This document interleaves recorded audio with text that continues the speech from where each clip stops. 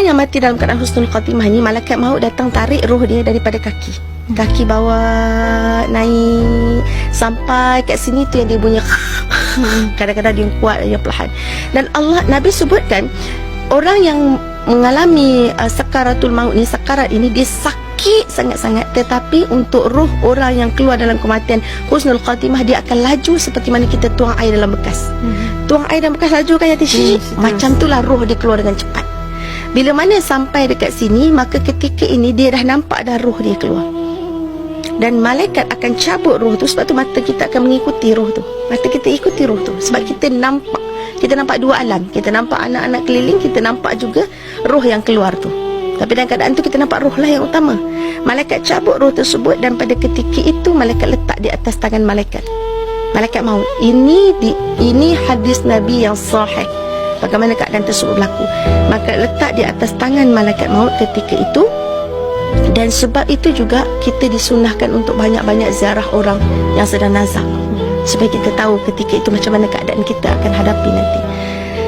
Ketika roh berada di tangan ni, kita akan tengok, ketika roh nak sampai ni, kita akan tengok muka malaikat maut. Malaikat maut akan datang depan kita seketul seperti satu jasad. Dan ia benar. Kalau kita duduk kat belakang, orang ada lalu belakang pun kita dah rasa macam siapa ni, kita pun dah rasa semacam ini kan satu malaikat jasad datang depan kita, bagi tahu yang dia nak ambil nyawa kita atas perintah Allah. Macam mana keadaan kita, tubuh kita ketika itu. Itulah kali pertama dibukakan alam ghaib untuk kita. Itulah kali pertama dibukakan wajah malaikat maut untuk kita. Itulah kali pertama kita dapat melihat roh kita sendiri.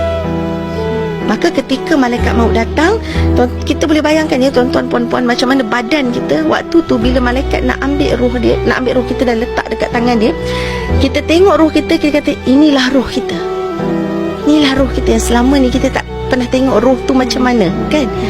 Dan akan datang malaikat-malaikat rahmat turun bersama-sama dengan kita. Turun, nak angkat, nak raikan roh kita ni, nak mandikan roh kita, nak kafankan roh kita, nak wangi-wangiankan roh kita. Macam mana hanya Allah saja yang tahu.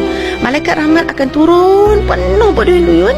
Dan ketika itu bila Nabi ceritakan pasal malaikat rahmat, Nabi katakan wajah malaikat rahmat ini sangat bercahaya-cahaya seperti mana bulan terang benderang.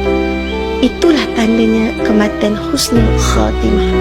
Tetapi bila datang malaikat azab berduyun-duyun dan wajah mereka ini hitam pekat, ketahuilah bahawa kematian itu kematian su'ul khatimah, kematian yang sangat buruk dan celaka.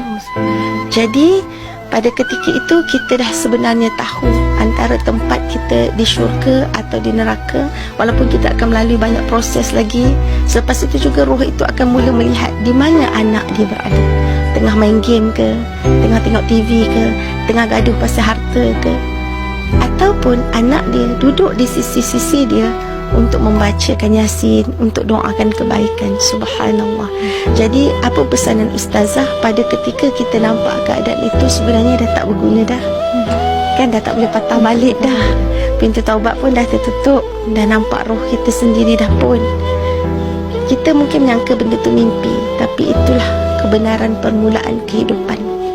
Jadi bagaimana kita nak hadapi keadaan kematian yang ustazah masih bercakap di sini belum mati, orang lain yang masih mendengar belum mati, orang lain dah pergi dah rasa dah kematian tu macam mana. Jadi bersedia mulai hari ini, ubah planning hidup kita. Kalau selama ni gaduh, berbaloi ke bergaduh besar untuk duduk simpan dalam neraka?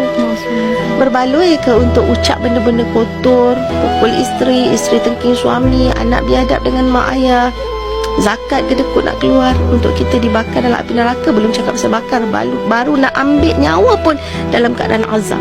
Sangat tak berbaloi, kan? Jadi mulai hari ini azam untuk jadi orang baik, orang soleh. Saya bukan orang baik, tapi saya nak jadi lebih baik di sisi Allah. Bantu saya, Allah bantu saya, bantu saya. Bila kita mula minta bantuan dengan Allah, Allah ya Fatah, Allah ya Fatah, Allah ya Fatah, Allah buka jalan, Allah buka jalan, Allah buka jalan, Allah akan bagi kita bantuan, insya-Allah.